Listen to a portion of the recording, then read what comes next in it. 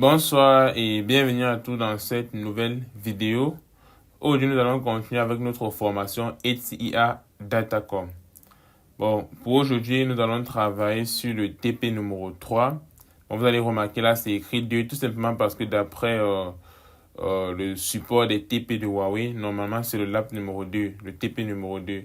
Mais moi, ici, le TP numéro 3 parce que j'ai eu à faire 2 autres TP concernant la formation Datacom pour expliquer certains concepts que nous avons déjà eu à étudier. Bon, pour le TP numéro 3, en fait, ou bien, si vous voulez, TP numéro 2, ici, nous allons créer un réseau IP. Et le but, en fait, c'est de vous montrer comment est-ce qu'on configure les adresses IP sur les routeurs, comment est-ce que nous allons faire du routage, très important. Nous avons vu cela au chapitre 3 et au chapitre, non pas chapitre 3, chapitre 3 était sur les VRP. Voilà, nous avons vu cela au chapitre 4 et le chapitre 5. Voilà. Nous allons aussi voir comment configurer des routes statiques. Nous avons parlé de ça au chapitre 5. Sans perdre le temps, nous allons directement avancer. Bon, ici, là, vous allez remarquer, voici la topologie en fait que nous allons devoir dessiner au niveau de ENSP. Voilà, après avoir dessiné cette topologie, nous allons tout simplement suivre les instructions du TP et réaliser cela ensemble. Donc, je vais ouvrir ENSP. Ok, bon, ici, en fait, il n'y a rien à expliquer. Nous avons déjà eu à parler de ça au chapitre, au TP numéro 2, TP numéro 1 et autres. Voilà, je vais créer une nouvelle topo. Là, j'ai créé une nouvelle topo.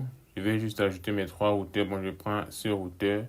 Je vais ajouter le routeur 1, 2 et croix. Voilà. Bon, là, je fais tout simplement clic droit pour revenir sur la souris. Là, je mets 3 routeurs. Voilà, on va vérifier le support rapidement pour voir les interfaces. Voilà, sur le routeur R1, nous avons l'interface 001.0.0.3. Ok. Et sur le routeur R2, nous avons 0.0.3 et 0.0.4. Bon, pour aller rapidement, on va commencer par R1, R2, 0.0.3 des deux côtés. Bon, là, je viens tout simplement là. 0.0.3 et 0.0.3 de ce côté. Ok. D'après le support, là 0.0.1.0.0.1. Ici 0.0. Giga Ethernet 0.0.1. Giga Ethernet 0.0.1. Ok. Maintenant, si vous regardez cette connexion, vous allez remarquer que là, c'est Giga Ethernet 0.0.4 et 0.0.3 de ce côté. Bon, là, on va vérifier. Est-ce qu'il y a Giga Ethernet 0.0.4? Non, on se rend compte qu'il n'y a pas cela. Voilà. Bon, dans le cadre du TP, ça ne dérange pas. Puisque c'est Giga Ethernet, nous allons juste prendre, par exemple, le Giga Ethernet 0.0.2. C'est-à-dire, on maintient le type d'interface qui est Giga Ethernet, mais on change juste le numéro de port. Je vais essayer de prendre 0.0.2 de ce côté aussi. Ou bien, je vais un peu supprimer cette connexion. Là, je vais prendre 0.0.2 et là, je prends 0.0.3 comme sur la topologie. Voilà. Ça veut dire qu'il n'y a que ce 0.0.2 en fait que j'ai ajouté, que j'ai remplacé par 0.0.4, puisque mon routeur n'a pas d'interface Giga Ethernet 0.0.4. Comme il y a le cadre du TP, ça ne dérange à rien. Ok, là, j'essaie d'arranger ma topologie. Lorsque vous dessinez une topologie, assurez-vous que les interfaces sont visibles. Bon, vous déplacez cela un peu comme je suis en train de faire. Super. Là, on vient de terminer avec la topologie. Ok, on va continuer avec la fiche. Là, on va vous faire comprendre que Configuration Roadmap, c'est-à-dire voici un peu le parcours que nous allons suivre durant ce TP. Le point 1, c'est de configurer les adresses IP sur les interfaces des routeurs. Le point 2, c'est de configurer les routes statiques. On va voir cela. Ok, là, on est dit étape numéro 1. Changer device, name of the device. On nous demande de changer le nom des équipements. Bon, pour cela, je dois d'abord démarrer mes équipements. Là, je vais sélectionner, je vais cliquer sur Start. Ok. Voilà, comme je dis toujours, en fait, à ce niveau, il est conseillé de lancer chaque équipement de façon individuelle. Car si vous n'avez pas un PC qui a des très bonnes caractéristiques, en fait, là, il va prendre beaucoup de temps pour démarrer. Par exemple, là, lorsque vous voyez les jets, en fait, ça signifie tout simplement qu'il est en train de démarrer. Voilà, le routeur est en train de démarrer. Vous savez, ce sont des machines virtuelles que nous sommes en train de lancer. Bon, si vous n'avez pas un PC avec des très bonnes caractéristiques, il va prendre du temps pour lancer ces machines virtuelles. Ok, là, chez moi, tout est déjà OK. R2, R3. Voilà, je vais un peu changer l'ordre. R1 en première position, R2, R3. Ok. Bon, là, il va agrandir. À ce niveau, en fait, je pense plus que je vais montrer comment est-ce que j'ai fait pour avoir un terminal transparent. Je vais montrer cela au tuto précédent. Voilà. Au dernier lab que nous avons eu à faire ensemble, disons. Ok. Bon, le but de mettre en fait le terminal transparent, c'est juste pour voir à travers. Bon, l'étape numéro 1, on va commencer par renommer. Bon, je nettoie déjà. Clair. Ok. Là, je vais agrandir pour. Voilà, je pense que là, c'est visible pour tous. Bon, si vous vous rappelez la commande système, voilà, pour renommer le routeur, en fait, première chose, on doit déjà se rendre à la vue où on peut faire des configurations. Parce que donner le nom à un équipement, c'est déjà une configuration que nous sommes en train de faire. Puisque l'équipement vient avec un nom par défaut. Et c'est lorsque vous changez le nom, en fait, c'est déjà une configuration. Et toute configuration se fait sur l'interface système et non sur l'interface utilisateur. Bon, pour aller sur la vue système, on va taper la commande system view. Ok, il faut toujours utiliser le tab pour se rassurer parce que des fois vous connaissez la commande et vous pouvez faire une faute d'orthographe quoi. Bon, toujours utiliser le tab. Bon, là, je vais faire system view. Lorsqu'il est sur la vue système, si vous vous rappelez de la commande sysname, vous donnez le nom. Ok. Bon, là, par exemple, ici sur le routeur R1, je vais l'appeler R1. Je valide et là, c'est bon. Je viens sur R2, je fais tout simplement pareil. Ok. Vous allez remarquer ici, en fait, lorsque je fais 6, il valide directement. Pourquoi? Parce qu'il n'y a pas deux commandes qui commencent par 6 lorsque nous sommes à la vue utilisateur. Lorsque nous sommes à la vue utilisateur, lorsqu'on commence par écrire 6, directement, il reconnaît que c'est system view que nous voulons écrire. Voilà pourquoi il valide. Voilà. Si vous ne voulez pas faire comme ça, vous pouvez juste appuyer Tab, il va compléter et c'est comme ça que ça fonctionne. Pareil pour là. Lorsque je fais 6 et je mets directement R2, directement, il comprend que la commande qui précède, en fait, c'est sysname, puisqu'il n'y a pas deux autres commandes.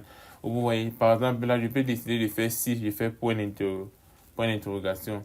Là, qu'est-ce qu'il nous dit? Texte. Après, là, il dit hostname, ça veut dire que le nom qu'on veut donner, tout simplement. Vous voyez. Bon, pas besoin de compléter, parce qu'en fait, lorsqu'on commence par 6, déjà, il y a forcément ces sysname. Bon, c'est un peu comme ça que deux fois, vous pouvez abréger vos commandes, lorsqu'il n'y a pas trop d'options. Mais si après 6, il y avait tellement d'options, là, ça devait être compliqué. Il faut prouver cela. Après, si tu peux directement faire le point d'interrogation. Comme si vous voyez, la seule commande qu'on me prend là, c'est sysname. Je pense que là, c'est clair, en fait. Ok. Alors, je vais nettoyer. On renomme R3. Ok. Ok. C'est bon, nous avons terminé avec la première partie. La deuxième partie, on nous dit ici, display IP. Enfin, on nous demande d'afficher les interfaces en fait de nos routeurs. Et la commande pour le faire, c'est display. Bon, je vais taper la commande rapidement. On va commencer sur R1, désolé. Clair. Je vais taper la commande display IP. Bon, pour un début, en fait, je ne vais pas abréger, mais avec le temps, on va abréger. Display IP interface brief. Brief comme ceci. Ok. Là, j'ai fait une erreur. Display IP interface brief. Apparemment, c'est IE. Ok. Là, je vais réduire. Ok. Maintenant, en fait, quelle est l'utilité de cette commande? C'est très simple. L'utilité de cette commande, il nous affiche tout simplement toutes les interfaces en fait qui existent sur mon équipement. Et il m'affiche maintenant aussi le statut de ces interfaces-là. Par exemple, la dernière fois, je pense que nous avons parlé de ça. Nous avons deux types de statuts. Nous avons le physical status et nous avons le protocol status. Physical status, en fait, c'est tout simplement le statut des interfaces physiques. Par exemple, vous allez remarquer le physical status de Giga Ethernet. Là, si vous remarquez très bien, de Giga Ethernet, Gigabit Ethernet 003 est up. Vous voyez, parce que sur le Giga Ethernet 003, nous avons branché un câble. Si vous remarquez aussi Giga Ethernet 001, c'est aussi up parce que nous avons branché un câble dessus. Vous voyez. Maintenant, là, vous allez remarquer aussi qu'il y a l'interface nul 0 qui est up. Si vous vous rappelez, au chapitre 5, j'ai expliqué. En fait, nous avons vu cela dans le cours. Nul 0, c'est tout simplement une interface logique. Voilà. Et les interfaces logiques, par défaut, leur état physique et logique sont up. Voilà. Bon, là, je ne vais plus trop expliquer nul 0 parce que j'ai expliqué cela au chapitre précédent. Maintenant, ici, là, qu'est-ce que vous allez remarquer, par exemple, avec nos différents interfaces Giga Ethernet 003 et 001? Vous allez remarquer que le statut du protocole est down. Voilà, le statut du protocole sera up uniquement lorsque nous allons configurer les adresses IP sur ces interfaces-là. C'est très simple, en fait. Vous voyez déjà comment vous pouvez vérifier si ce que vous avez eu à configurer est correct ou pas. Oui. Par exemple, lorsqu'on va terminer de configurer les adresses IP, on va retaper cette même commande. Et là où vous allez voir le champ IP address /mac, où on va vous présenter les adresses IP que vous avez configurées. Pour le moment, vous comprenez très clairement pourquoi ici là nous avons down. Parce que si vous remarquez très bien la colonne des adresses IP, vous allez voir là on assign. Pour dire nous n'avons pas encore configuré d'adresse IP. Voilà, c'est tout ce qu'on voulait vous montrer sur cette commande. C'est l'utilité de cette commande display IP interface brief. Le brief que vous voyez ici, là, c'est tout simplement pour afficher en fait un sommet quoi, des interfaces. Sinon, si vous enlevez le brief, bon, il va peut-être faire la clé. Vous voyez, je peux toujours. Voilà, rappelez-vous, on peut naviguer à travers les commandes en utilisant les directions du clavier. Si j'enlève le brief, tout simplement, je valide. Vous voyez là, c'est pareil. Mais juste que cette fois-ci, j'ai trop d'informations. Bon, avec le brief, à chaque fois qu'on va taper une commande et vous voyez brief dessus, il faut déjà savoir que c'est tout simplement pour avoir un sommaire. Voilà. Bon, je vais arrêter ceci. Ok. La prochaine commande, en fait, que nous allons voir après ceci, là, nous allons taper la commande display IP routing table. Maintenant, la prochaine commande, c'est la commande pour voir la table de routage. Bon, là, rappelez-vous que nous sommes sur le routeur R1 uniquement.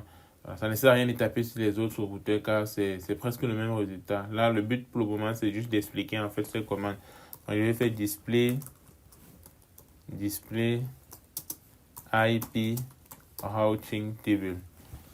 Tout simplement. Là, vous allez valider. Si vous remarquez la table de routage, en fait, vous allez vous rendre compte que nous avons deux routes directes qui sont déjà installées dans la table de routage. Or, nous n'avons pas encore configuré d'adresse IP. Nous n'avons pas encore configuré de route. En fait, il n'y a rien du tout. Mais par défaut, nous avons déjà deux routes. Et si vous remarquez très bien les interfaces, en fait, c'est-à-dire, si vous vous rappelez du champ interface représentait quoi? Le outbound interface. C'est-à-dire que l'interface par laquelle le paquet doit quitter le routeur. Très important. Maintenant, ici, en fait, vous allez voir le nom de cette interface-là, c'est InLoopBack. Vous voyez, InLoopBack. Maintenant, InLoopBack, en fait, ce sont les interfaces logiques par défaut qui existent déjà dans l'équipement. Et quel est le rôle de cela? Généralement, vous allez voir, on parle de loopback address. Le rôle de loopback address est tout simplement pour tester si un équipement fonctionne normalement. Voilà. Tester si un équipement peut fonctionner normalement dans un réseau. C'est-à-dire quoi? Le rôle du loopback address, en fait, c'est tout simplement pour essayer d'envoyer un paquet à soi-même. C'est-à-dire que si je fais un ping, si vous vous rappelez bien du ping, le ping, normalement, c'est pour tester la connectivité entre deux équipements, s'ils sont réellement dans le même réseau ou pas. Voilà, vous allez remarquer que si je fais un ping vers mon adresse loopback, en réalité, je suis en train de m'envoyer un paquet à moi-même. C'est-à-dire que lorsque je fais un ping, si je reçois le paquet, c'est-à-dire que si on reçoit les echo reply normalement, ça montre déjà que je suis capable d'envoyer et je suis aussi capable de recevoir. C'est un peu comme ça qu'on teste si un équipement fonctionne avec ce loopback address. Maintenant, l'adresse loopback, en fait, voici sa structure ici. 172. En fait, généralement, avant de continuer en fait l'explication, j'aimerais préciser quelque chose. Généralement, lorsqu'on va configurer une adresse IP, dans la table de routage, il va installer deux adresses. Première adresse qu'il va installer, c'est l'adresse du réseau. Et la deuxième adresse, c'est l'IP en question que nous avons configuré. C'est-à-dire que lorsque je vais commencer la configuration des interfaces, par exemple, si je configure pour l'interface Giga Ethernet 003 une adresse IP, dans la table de routage, lui, il va installer l'adresse du réseau vers lequel pointe l'interface Giga Ethernet 003 et il va aussi afficher maintenant l'adresse IP que j'ai configurée sur l'interface Giga Ethernet 003. Bon, c'est un peu ça. Voilà pourquoi vous allez voir ici, normalement, la route, l'adresse loopback, c'est le 127.0.0.1. Nous avons vu cela et pense que c'était au chapitre 4, oui, au chapitre 4, nous avons étudié les adresses spéciales. Voilà, on a parlé de l'adresse loopback. qui est une adresse /32. /32, c'est l'adresse propre à un seul équipement. Vous voyez, c'est un peu comme dans un réseau, chaque équipement est identifié par une adresse IP. Lui, il a cette adresse IP déjà par défaut en fait, voilà, tout simplement pour tester sa connectivité. Voilà pourquoi là, la partie réseau est sur 32 bits pour dire c'est l'adresse d'une seule machine. Voilà, dans ce cas, la machine ici, c'est le routeur, bien sûr. Si vous remarquez, vous allez maintenant voir là que le next hop, généralement, c'est l'adresse IP de l'interface d'entrée du prochain routeur qui est censé router le paquet dans le réseau. Mais vous allez remarquer cela que l'adresse du next hop, c'est toujours son propre adresse. Et je pense que là, maintenant, c'est clair. Vous voyez un peu comment il se renvoie le paquet à lui-même, puisque le next group, c'est toujours lui, en fait. Bon, c'est un peu comme ça qu'il fonctionne. Maintenant, là, vous voyez là, le protocole direct. Et c'est très que ce sont des routes directes parce que le loopback est directement déjà dans le routeur. Vous voyez. Voilà. On va dire route directe parce qu'on va dire que ce routeur a un réseau qui est directement connecté à lui. Et ce réseau, c'est son loopback. Bon, là, c'est pour ça que là, on parle de direct. Maintenant, là, si c'est direct, la préférence est 0, vous vous rappelez très bien. Et on va pas parler de coût.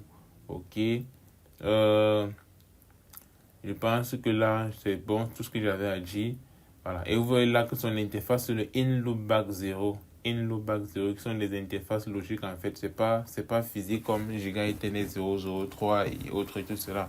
Non. Bon, c'est un peu ça que je voulais expliquer par rapport au loopback adresse, voilà, les loopbacks logiques. Et maintenant, ces loopbacks que je viens d'expliquer, ce sont les loopbacks qui sont déjà là par défaut. Maintenant, plus tard, je pense que toujours avec ce type, nous allons voir comment créer en fait des réseaux virtuels, voilà, en utilisant les adresses loopback.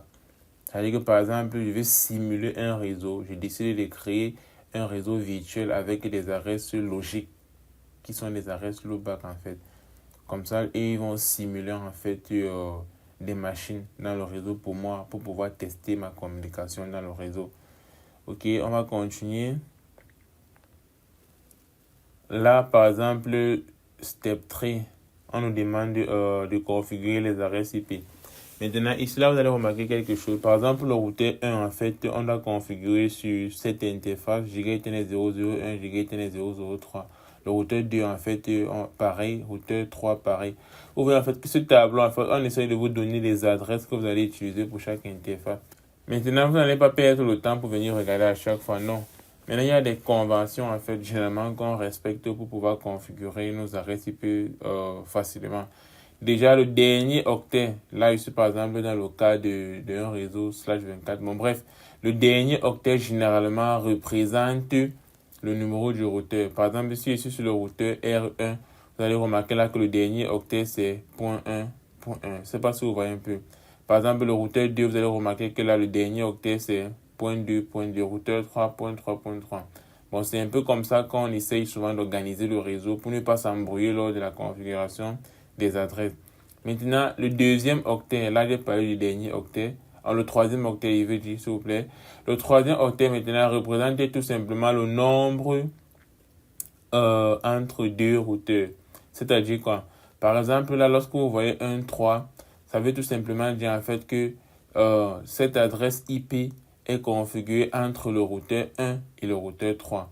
Lorsque vous voyez 1, 2, ça veut tout simplement dire que cette adresse IP est configurée entre le routeur 1 et le routeur 2. Pareil, 1, 2, routeur 1, routeur 2, 2, 3, routeur 2, routeur 3, 1, 3, routeur 1, routeur 3 et autres. C'est-à-dire quoi, là, on va essayer de configurer ensemble. Bon, avant de configurer, on va d'abord essayer de compléter notre architecture pour ne pas s'embrouiller. Bon, là, je vais prendre le texte en fait. Je viens là, généralement, on commence toujours d'abord par préciser l'adresse du réseau. Bon, là, il faudrait que je regarde. Bon, si je viens là, c'est du 10.0, 10.0. Tous commencent par 10.0. Ok, là, ça facilite la tâche. Ça veut dire que si je veux configurer, qu'est-ce qui se passe? Je sais déjà en fait que tous sont des /24 et ils commencent par 10.0. Donc là, je vais écrire 10.0. Vous voyez, là, et je suis entre le routeur parce qu'à partir du troisième octet en descendant, il y a une convention, nous avons parlé. Ok, je suis entre le routeur 1 et le routeur 2. Bon, là, c'est le point 1, 2. Est-ce que vous voyez un peu? Là, je mets 0 parce que là, c'est l'adresse du réseau que je vais préciser tout simplement. OK. Après avoir précisé l'adresse du réseau maintenant, ce qui suit, c'est l'adresse de chaque interface. Par exemple, pour l'interface Giga Ethernet 003, l'adresse c'est quoi? Très simple, on récupère 10.0.1.2, cette fois-ci point, comme c'est le routeur 1, on va dire point 1. Est-ce que vous voyez un peu? Ok, slash 24. Bon, je suis plus obligé de mettre slash 24 parce que là, on connaît que ça partie réseau slash 24. Et rappelez-vous, à ce niveau, je ne suis pas en train de configurer. À ce niveau, je suis juste en train d'étiqueter en fait mon architecture pour que lorsque je commence mes configurations, je ne regarde plus loin, je regarde directement mon architecture. Ok, là pareil, c'est quel réseau? Maintenant, pour faciliter en fait la notation, ici on va mettre, par exemple là c'est le routeur 2, je vais tout simplement mettre point 2. Ok, là pourquoi je mets point 2? Tout simplement parce que les trois premiers octets sont fixes, on sait déjà que c'est la partie réseau. Voilà, là je varie seulement la partie machine. C'est-à-dire, je varie le quatrième octet. Normalement, je devais écrire 10.0.1.2.2. Voilà. Mais ça ne sert à rien, puisque lorsque je fais déjà ceci, c'est tout simplement pour que lorsque quelqu'un va regarder mon architecture, il va facilement comprendre que, ok, ça veut donc dire que ici, là, c'est le 10.0.1.2.2. Je pense que là, c'est clair. Là, de ce côté, l'adresse du réseau, c'est 10.0. On a vu qu'il commençait tous par 10.0. Là, je suis entre le routeur 2 et le routeur 3. Bon, c'est point 2, 2, 3. Ok, point 0 pour l'adresse du réseau. C'est un slash 24. C'est bon. Maintenant, là, on configure les interfaces. Ok, l'interface, normalement, doit terminer par point 2. Ok.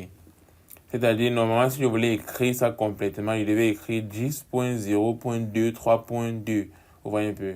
Qui est différent de la partie de l'adresse réseau 10.0.12. Là, on avait 1, 2, là, on a 2, 3. C'est déjà deux adresses réseau différents. OK. Là, je viens, j'écris là. OK. Là, ici, c'est le point 3, car je suis sur le routeur 3. Comme je dis tantôt, en fait, c'est pas toujours comme ça, mais ça, c'est une convention qui est souvent beaucoup utilisée. OK. Voilà, ici, c'est le 10.0. Là, ils sont entre 1 et 3. Bon, il va du point 1, 3.0 slash 24. OK. Je configure vite pour les interfaces. Ok, c'est bon. Là, nous avons configuré. En fait, c'est pas une configuration. C'est pas pourquoi il y a une configuration. Là, nous venons tout simplement d'étiqueter en fait notre architecture, quoi. Maintenant, on va passer à la configuration. Très simple. Bon, là, je vais accéder là. Ok. Bon, là, pour configurer, je vais tout simplement expliquer comment je vais faire pour R1 et pour les autres. Pour ne pas perdre le temps, je vais juste aller rapidement sans toutefois expliquer. Ok, comme je disais tantôt, je pense que j'ai expliqué cela au tuto numéro 3. Il disait en fait que lorsqu'on perd du temps sans travailler sur une interface, voilà, là, il va rentrer directement à la vue utilisateur. Là, si vous remarquez, regardez un peu le signe en fait des rochers. Vous voyez en fait qu'ici, là, on a ce signe de plus petit au plus grand. Vous voyez, avec ce symbole-ci là. Ok. Bon, là, je vais tout simplement refaire mon système view pour revenir à la vue système avant de commencer mes configurations. Parce qu'il y a certaines personnes, ils vont oublier, ils vont directement venir taper la commande. Après, ça ne prend plus, ils ne se rendent pas compte qu'ils ont changé de vue. Vous voyez, là, nous sommes à la vue système actuellement. Bon, là, on va commencer par configurer l'adresse IP vers l'interface Giga Ethernet 003. Pour le faire, les commandes, comme je disais tantôt, c'est intuitif en fait. Lorsqu'on écrit une commande, c'est en fonction de ce qu'on veut faire. Il n'y a rien de compliqué. Là, je veux configurer l'adresse IP d'une interface. Voilà. Lorsque je suis par exemple au niveau du routeur, vous voyez en fait que cette vue-ci est très vague. Je suis obligé de me rendre vers la vue de l'interface. Pour le faire, on va écrire la commande interface. Bon, là tu écris, tu appuies tab, tu donnes maintenant le nom. Parce que lorsque tu dis interface, le routeur a plusieurs interfaces. C'est à toi de préciser. C'est un Giga Ethernet. Et j'ai expliqué directement la dernière fois que pour abréger Giga Ethernet, on met tout simplement un G comme ceci. Et on donne le numéro de port qui est 0/0/3. Là, je suis sur l'interface. Maintenant, après ceci là, l'étape suivante, c'est de configurer l'adresse IP. Je vais tout simplement dire IP adresse, vous voyez, IP adresse comme ceci. Il faut toujours utiliser le tab qui se trouve sur votre clavier. Toujours et toujours pour ne pas faire d'erreur avec les commandes. IP adresse. Maintenant, ce qui suit, c'est l'adresse IP. Dans mon cas, je regarde tout simplement à travers l'adresse IP, c'est le 10.0.12.1. Et après l'adresse IP, on met le masque qui est 24. Bon, soit je mets la taille du masque 24 ou bien j'écris le masque complètement. Ok, c'est tout. Là, je valide. C'est bon. Et je vous ai parlé la dernière fois qu'il y a une commande que vous allez toujours et toujours utiliser. La commande, en fait, moi je viens de nettoyer le terminal. C'est à chaque fois que lorsque vous terminez une configuration, il faut toujours faire votre display. Oh, mon clavier dérange. Display 10, comme ceci, pour vérifier si la commande que vous venez de taper a pris. Et je me rends compte que oui, ma commande fonctionne normalement. IP adresse, j'ai mon adresse, ça veut dire que tout est bien passé. Lorsque je termine, je rentre maintenant, je fais un quitte. Je viens maintenant sur l'interface Giga Ethernet 001. Je navigue seulement sur mes commandes pour ne pas perdre le temps. Ok, voilà. Là, je vais à level 3, je vais mettre 1. Ok. Bon, là, cette couleur vert, apparemment, c'est pas clair. Bon, je vais changer ça rapidement pour mettre le jaune. Si vous vous rappelez où on changeait, c'était ici. Ok. Là, je vais prendre ceci. Je vais changer cette couleur. Je vais mettre le jaune. Ok. Ok. Là, si je viens, je pense que... ok. Pour valider, je suis obligé de fermer le terminal et rouvrir à nouveau. Ok. R1, j'ouvre tout une seule fois. R2, je pense que là, c'est visible maintenant pour tous. Bon, là, c'est mieux, j'agrandis le terminal complètement. Je pense que c'est mieux. Ok. Là, je suis sur l'interface. L'étape qui va suivre, IP adresse. Maintenant, IP adresse, on peut abréger en mettant tout simplement A2D, comme ceci là. Il n'y a pas de problème. C'est-à-dire IP add, on met l'adresse IP. Dans mon cas, c'est le 10.0.13. Vous voyez, point 1. Il faut toujours vérifier. C'est le point 1.3 cette fois-ci parce que nous sommes sur l'interface Giga Ethernet 001. Ok. Le masque 24 et c'est tout.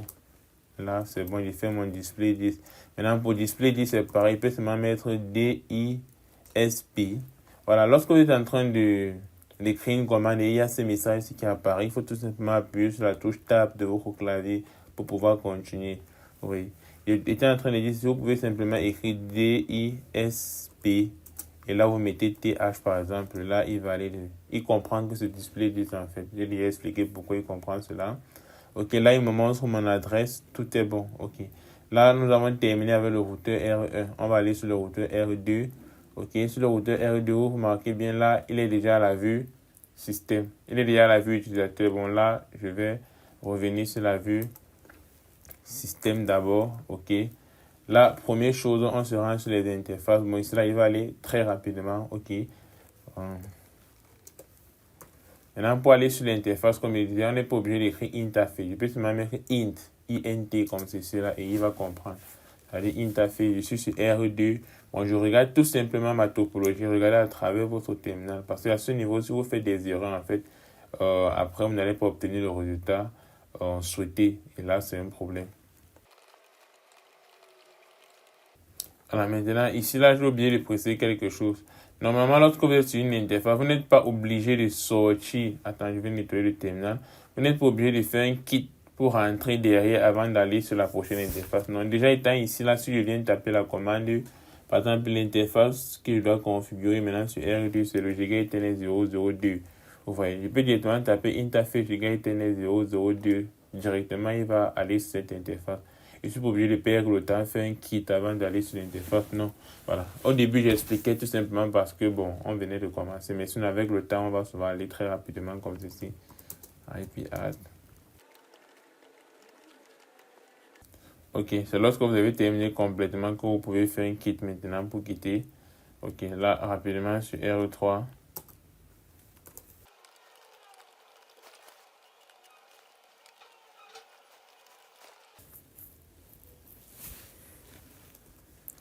Super, là j'ai terminé. Je vais revenir sur le routeur R1 et on va vérifier un peu les adresses de R1. Ok, bon là je vais d'abord quitter. Je fais quitte.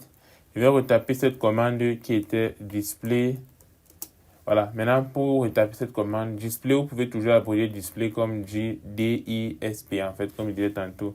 Display IP, interface, voilà, interface, je peux tout mettre écrit in, ça marche normalement. Bref, je peux écrire BR, il passe.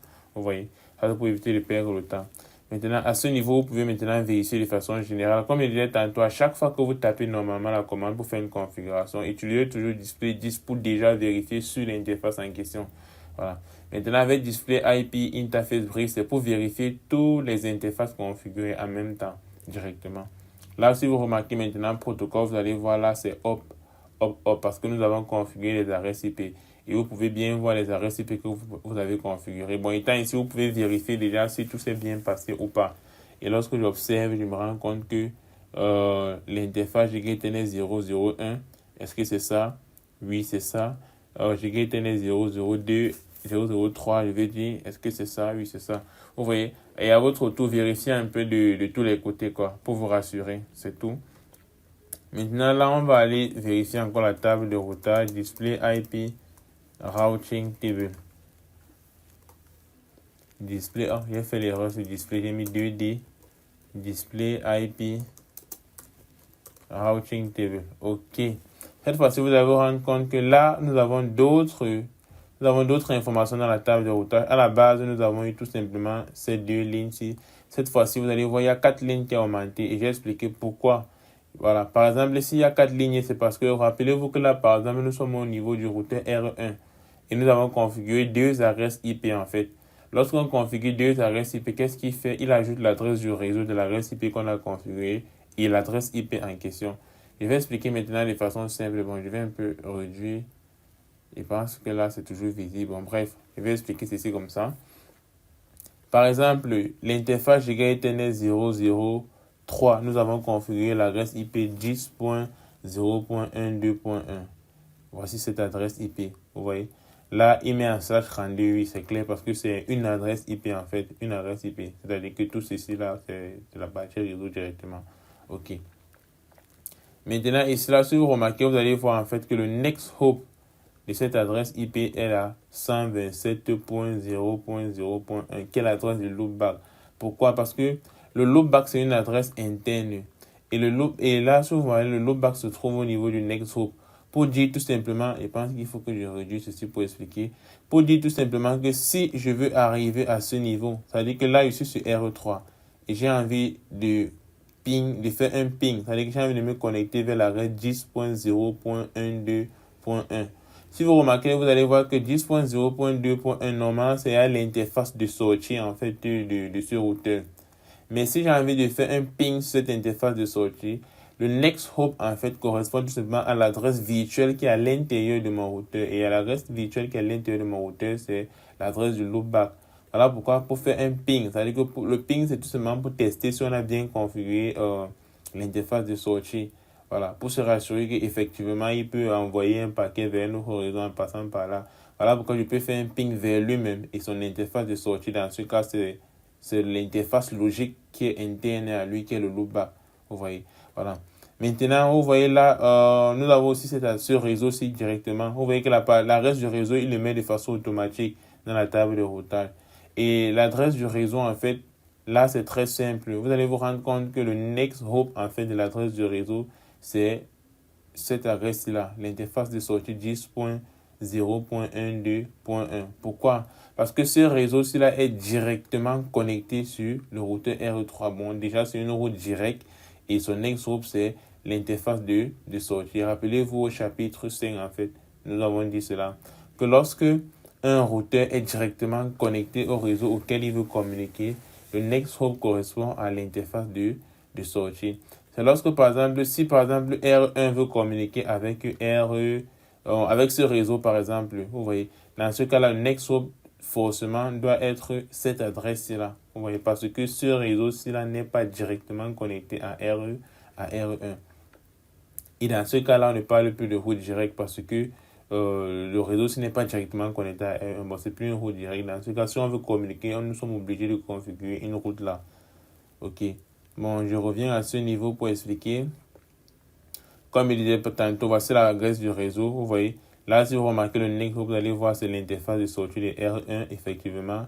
Là, maintenant, pour l'adresse de l'interface, le next hop ici, c'était l'interface loopback, l'adresse de l'interface loopback. Ok. Il a fait pareil avec l'adresse de l'interface Giga Ethernet 001. Vous voyez. Là, si on regarde là, c'est pareil. Cette adresse était le 10.0.13.1.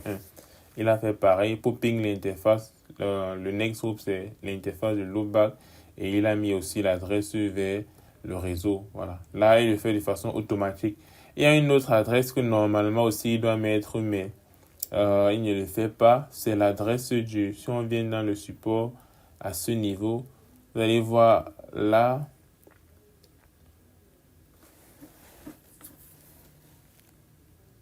Ok.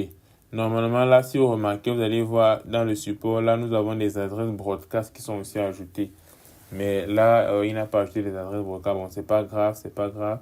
Ok, si on va continuer à suivre le TP maintenant nous demande de faire un ping étant sur R1 vers 10.0.12.2.